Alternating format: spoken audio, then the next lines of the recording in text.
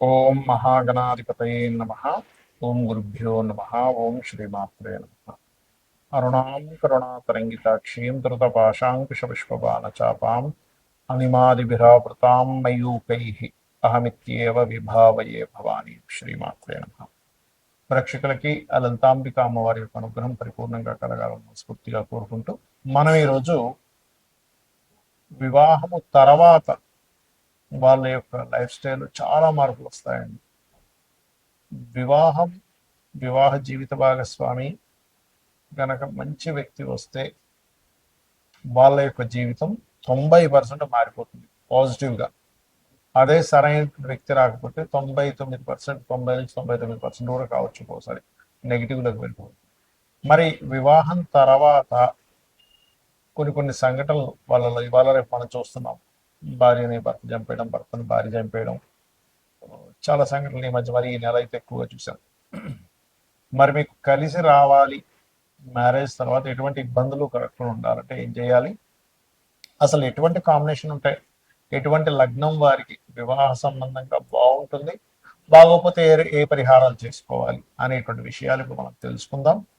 అయితే ఈ విషయాలు చెప్తుంది నేనైనప్పటికీ కూడా చెప్పిస్తుంది సాక్షాత్ లలిత అమ్మవారిగా భావిస్తూ ఒక్కొక్కరి గురించి తెలుసుకుందాం. కర్కాటక లగ్నము, కర్కాటక రాశి. కర్కాటకం వారికి కనుక చూసుకున్నట్లయితే మీరు అబ్జర్వ్ చేస్తే కనుక ఇద్దరిలో ఒకరు, అంటే కర్కాటక లగ్నంలో పుట్టినటువంటి వారికి జీవిత భాగస్వామి విషయాలు ఇద్దరిలో ఒకరు కొంచెం ఏజ్ ఎక్కువగా కనిపిస్తుంటారు, ఒకరు బాగా తక్కువగా కనిపిస్తుంటారు. సర్వసాధారణంగా తక్కువగా కనబడే వాళ్ళు ఎక్కువ ఏజ్ ఉండొచ్చు, ఎక్కువగా కనబడేవారు తక్కువ ఏజ్ ఉండొచ్చు. కానీ ఈ శని గనక ఎక్కడా శుభగ్రహాలతో కలవకపోతే మోర్ ఏజ్ డిఫరెన్స్ ఉన్నట్టుగా అనిపించడం అటువంటి వాళ్ళు రావడం జరుగుతూ ఉంటుంది కర్కాటకం వారికి. లేదండి సప్తమాధిపతి శని చక్కగా శుక్రగ్రహంతో ఉన్నాడు, అప్పుడు అలా అనిపించదండి, ఈక్వల్ ఏజ్ లా కనిపిస్తారు. గుర్తుపెట్టుకోండి, కర్కాటకానికి సింహానికి కూడా ఈ ప్రభావం ఉంటుంది. అయితే ఇక్కడ ఈ సప్తమ స్థానాధిపతికి అష్టమ ఆధిపత్యం కూడా వచ్చింది. ఇలా వచ్చినప్పుడు సర్వసాధారణంగా జీవిత భాగస్వామి ఖచ్చితంగా నేను సంపాదించాలి అనేటువంటి భావనలో ఉంటూ ఉంటుంది. అయితే ఇక్కడ సప్తమ స్థానంలో ఒకవేళ కుజుడు ఉన్నాడు, ఉదాహరణ కుజుడు ఉన్నప్పుడు ఏమవుతుందంటే అవతల వాళ్ళు ఇష్టపడి చేసుకోవడం, ఎప్పుడు దీన్ని కుజదోషం కింద తీసుకోకూడదు.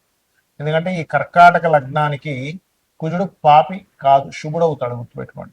కాబట్టి అవతల వాళ్ళు ఎంతో ఇష్టంగా చేసుకోవడం, ఆ కుజుడు పాడైతే తప్ప నార్మల్గా ఏంటంటే ఈ సప్తమ స్థాన అధిపతి కుజుడు ఎలా కండిషన్లో ఉన్నాడు, ఎందుకంటే సప్తమ స్థానంలో ఉండే కుజుడు సహజంగా పంచమ దశమాధిపతి. ఈ సప్తమ స్థానంలో ఉన్నప్పుడు ఏమవుతుందంటే సర్వసాధారణంగా వారికి వివాహం తర్వాత ఇంకొంచెం కెరీర్ పెరగడము, లేకపోతే జీవిత భాగస్వామి నేను జాబ్ చేస్తాను అనడం. ఎందుకంటే సప్తమ స్థానాధిపతి శని, శని సహజంగానే కర్మకారకుడు, న్యాచురల్ 10th హౌస్ అవుతుంది. అక్కడికి వచ్చి కుజుడు ఉన్నాడు, సప్తమ స్థానంలో ఉండే కుజుడు పంచమ దశమాధిపతి ఉన్నాడు అనుకోండి. అప్పుడు ఏమవుతుంది, ఇంకొంచెం నేను అలాగైనా జాబ్ సంపాదించాలి, అలాగైనా చేయాలనేటువంటి తపన పెరుగుతూ ఉంటుంది. అలాగే వివాహం తర్వాత ఆల్మోస్ట్ వీళ్ళకి మెడికల్ రంగాలు, అంటే ఏదైనా ఆరోగ్యాన్ని ఇచ్చేటువంటి రంగాల్లోకి బాగా డెవలప్ అవుతారు ఒకవేళ కుజుడు ఉంటే. అలాగే ఒక్కొక్క గ్రహం బట్టి అది ఎలా ఉంది ఏమిటి, దానికి సంబంధించినటువంటి పరిహారాలు ఏమి చేసుకోవాలి. పరిహారం అంటే చాలా సింపుల్గా దానము, గోసేవ, ఆ గ్రహం దగ్గర దీపారాధన కనుక చేసినట్లయితే ఒక్కొక్క గ్రహాన్ని బట్టి ఉంటుంది, ఒక్కొక్క గ్రహానికి ఏం చేసుకోవాలి అనేటువంటి దాన్ని బట్టి చేసుకుంటూ ఉండాలి. మొట్టమొదటిగా మీ యొక్క సప్తమాధిపతి ఉదాహరణకి రవితో కలిసి ఉన్నాడు. రవి అంటే సూర్య భగవానుడు గ్రహరాజుగా చెప్తూ ఉంటారు, తన చుట్టూ అన్ని గ్రహాలు తిరుగుతూ ఉంటాయి. ఇప్పుడు ఈ రవి ద్వారా కనుక మీ సప్తమాధిపతి కంబస్ట్ అయ్యాడు అనుకోండి, అంటే అస్తంగత్వ దోషంలోకి వెళ్ళిపోయాడు, దాన్నే మనకి మౌఢ్యమి అని కూడా అంటారు గోచారంలో.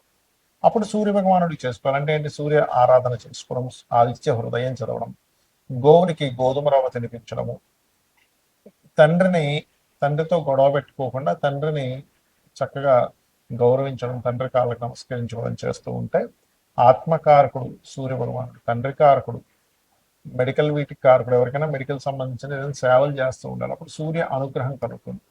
అలా కాకుండా అంటే ఇప్పుడు ఒకవేళ సూర్యుడితో కనుక సప్తమాధిపతి ఉంటే కొంచెం డామినేటివ్ గా ఉంటారు, శుక్రుడు ఉన్న సూర్యుడితో అలా ఉంటూ ఉంటారు. లైక్ ఎక్కువగా శుక్రుడితో కనుక సూర్యుడు ఉంటే ఇక్కడ స్పర్మ్ కౌంట్ కూడా తక్కువగా ఉంటుంది అని చెప్తూ ఉంటారు పురుషులకి. స్త్రీలకైతే వాళ్ళకి వేడి స్వభావం ఎక్కువగా ఉంటుంది. అలా కాకుండా చంద్రుడు సంబంధాలు వచ్చాయి సప్తమ సంబంధానికి.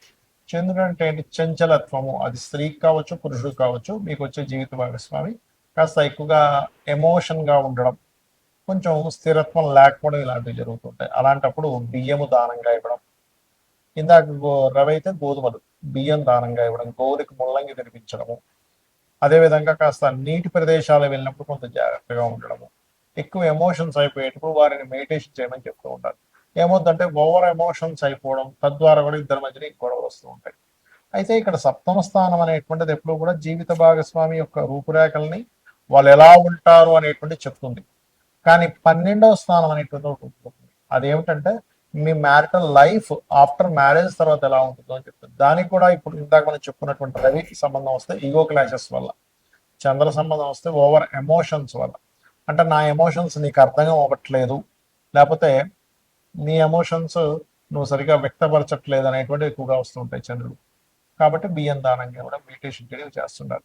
ఇక కుజుడు సంబంధం వచ్చింది అనుకోండి, సప్తమాధిపతికి లేదా 12కి సంబంధం వచ్చింది అనుకోండి, అనవసరమైనటువంటి చిన్న చిన్న గొడవలకే పోలీస్ స్టేషన్స్కి వెళ్తూ ఉంటారు, లేకపోతే మ్యాన్ హ్యాండ్లింగ్ అంటూ ఉంటారు. కొన్నిసార్లు భర్త భార్యను కొడితే కొన్ని సందర్భాల్లో భార్య కూడా భర్తను కొట్టేటువంటి ఉంటాయి. ఎందుకు అంటే కుజుడు గొడవలకు కారకుడు, పోలీస్ స్టేషన్స్కి కారకుడు. అలాంటప్పుడు ఏం చేయాలి? సుబ్రహ్మణ్యేశ్వర స్వామి ఆరాధన, లేనట్లయితే చక్కగా గోవులకి క్యారెట్స్ తినిపించడము, మరియు అదేవిధంగా కుజగ్రహం దగ్గర దీపారాధన చేయడం, కందులు దానంగా ఇవ్వడం చేస్తూ ఉండాలి. కొన్నిసార్లు బుధగ్రహ సంబంధం వస్తుంది. సర్వసాధారణంగా బుధగ్రహ సంబంధం వచ్చినప్పుడు జీవిత భాగస్వామి మంచి తెలివైన వాళ్ళు, బిజినెస్ రిలేటెడ్ ఉంటాయి. కానీ ఆ బుధుడు పాడై సంబంధం వచ్చింది, అంటే నీచ సంబంధం వచ్చింది, ఇంకో పాపగ్రహంతో కలిసి ఉన్న బుధుడు, అలాంటప్పుడు ఏమైపోతుంది అంటే ఇంకా వాదిస్తూ ఉంటారు జీవిత భాగస్వామి. మీరు ఏం చెప్తున్నా సరే దాని మీద ఒక వాదన, మీరు మంచి చెప్పిన వాదన వస్తుంది, ఏదైనా ఇష్యూ వచ్చినా వాదన, ఖచ్చితంగా వాదన వస్తూ ఉంటుంది బుధుడు పాడైతే కనుక. అలాంటప్పుడు ఇంట్లో ఎక్కువగా విష్ణు సహస్రనామాలు వింటూ ఉండాలి, బుధగ్రహానికి సంబంధించిన పెసలు దానంగా ఇవ్వడం, మరియు అదే విధంగా గమనించుకున్నట్లయితే దీంతో పాటు మీరు గోవులకి గోంగూర తినిపించడము, ఇటువంటివి చేస్తూ ఉన్నట్లయితే చాలా అంటే చాలా మటుకు క్లియర్ అవుతుంది. ఇలా ఉన్నప్పుడు ఏంటంటే ఆర్గ్యూ చేయకుండా పక్కకు వెళ్ళిపోవడం మంచిది. ఇంకా ఎక్కువ ఆర్గ్యూ అవుతూ ఉంటే, ముఖ్యంగా 12వ స్థానాధిపతికి సంబంధం వస్తే ఇంకా ఎక్కువ ఇబ్బంది వస్తూ ఉంటుంది. అదేవిధంగా బంధువర్గం మూలంగా కొన్ని అపనిందలు పడడం, నువ్వు భర్తను సరిగ్గా చూసుకోవట్లేదంట, భార్యను సరిగ్గా చూసుకోవట్లేదంట అని, అది ఒక్కొక్కసారి మీరు ఎంత బాగా చూస్తున్న ఒక చిన్న ఇష్యూయే అది అందరికీ వెళ్ళిపోవడం, ఒక గాసిప్ లాగా ఇట్లాంటివి జరుగుతుంటాయి. మరి గురుగ్రహం చాలా మందికి ఏమనిపిస్తుంది అంటే గురువు మంచివాడే కదండి, కలిసి ఉంటే ఇంకేంటి. కానీ మీ లగ్నానికి పాపి అయి సప్తమాధిపతితోనో 12తోనో లేదా సప్తమ పోర్ట్ఫోలియోతోనో 12వ పోర్ట్ఫోలియోతో కనుక కనెక్ట్ అయ్యి పాప అయితే కనుక అప్పుడు జరిగేది ఏమిటంటే, చూడ్డానికి బయటకు కొన్నిసార్లు కొంతమంది బాగా ధర్మంగా ఉన్నారనిపిస్తుంది, కానీ వాళ్ళు కొన్ని అధర్మపరమైనటువంటి పనులు చేయడం వల్ల, ఎథిక్స్ లేకుండా చేసిన పనుల వల్ల ఇద్దరి మధ్యన విభేదాలు వస్తూ ఉంటాయి.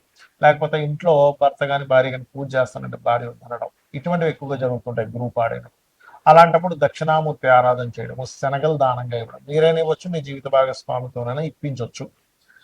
అలాగే గోవులకి గోసేవ చేసుకుంటే అరటి కాయలు, సన్నగా తురిమి అరటికాయలు, మనం కూర వండుకునేది అరటి పళ్ళు కాదండి, అరటికాయలు తినిపించడం చేస్తే బాగుంటుంది. ఇక కొంతమందికి డైరెక్ట్ గా శుక్రుడే పాడవుతాడు. అంటే ఇది ఎంత డేంజరస్ అంటే, ఇది ఎక్కువగా మన ధనులగ్నానికి ఎక్కువ దీని ఎఫెక్ట్ ఉంటుందండి. ఎందుకంటే షష్టమ లాభాధిపతి పూర్వజన్మ కర్మకారకుడు. సో ఎప్పుడైతే పూర్వజన్మ కర్మకారకుడే పోర్ట్ఫోలియో వహించాడు అనుకోండి, అప్పుడు ఏమైపోతుంది అంటే మరింత ఎక్కువ ప్రభావం చూపిస్తూ ఉంటుంది. అలాంటప్పుడు శుక్రుడే పాడైనప్పుడు మీరు చేయవలసినటువంటిది లలితా సహస్రనామాలు ఎక్కువగా చేస్తూ తీపి చపాతీలు గోవుకి తినిపిస్తూ ఉండాలి. దీంతో పాటు శుక్రవారాలు ప్రధానంగా అమ్మవారి ఆలయాలకు వెళ్ళడం చేస్తున్నట్లయితే ఖచ్చితంగా మీకు ఈ యొక్క ప్రభావం అనేటువంటి తగ్గుతుంది. ఇక మరి కొంతమందికి శని ప్రభావం ఉంటుంది సప్తమ స్థానానికి.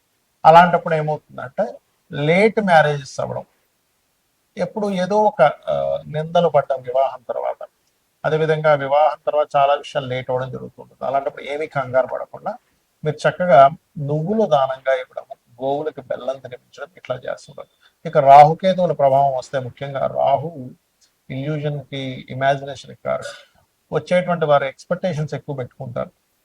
కాబట్టి రాహు ప్రభావం ఉన్నప్పుడు దుర్గా ఆరాధన చేయడం, మినుములు దానంగా ఇవ్వడం చేస్తూ ఉండాలి. కేతు ప్రభావం ఉంటే కాస్త సెపరేషన్, అప్పుడప్పుడు దూరంగా ఉండడం జరుగుతుంటుంది. దాన్ని అర్థం చేసుకోవాలి. చాలా మంది ఏమంటారంటే నేను దూరంగా ఉంటాను అనుకున్నప్పుడు అదేమవుతుంది, దూరంగా ఉంటే యోగాలు భార్యాభర్తల మధ్య వచ్చినప్పుడు వీళ్ళు కొంతకాలం దూరంగా పెడుతూ ఉండాలి. అందుకే మనకు చూడండి ఆషాఢ మాసంలో అమ్మ అమ్మాయిని ఫస్ట్ టైము వాళ్ళ పుట్టింటికి పంపిస్తూ ఉంటారు. అంటే ఏమిటంటే కొన్ని సార్లు కొన్ని విషయాలు ఆ గ్రహస్థితులు అలా ఉన్నప్పుడు అది క్వాంటిటీ మనం చేస్తే దాని యొక్క దోషం పోతుంది. అయితే ఎవరికైనా వివాహం అవ్వట్లేదు, ఇలా శని సంబంధం అనో రాహుత్వ సంబంధం అనో పాప సంబంధం సప్తమాధిపతికి వచ్చినప్పుడు లలితా సహస్రనామాల్లో ఉన్నటువంటి గొప్ప నామం అవుతుంది, అది చేసుకుంటే ఖచ్చితంగా మంచి సంబంధం త్వరగా వివాహం అవుతుంది. ఓం కామేశబద్ధ మాంగళ్య సూత్ర శోభిత కందరాయ నమః.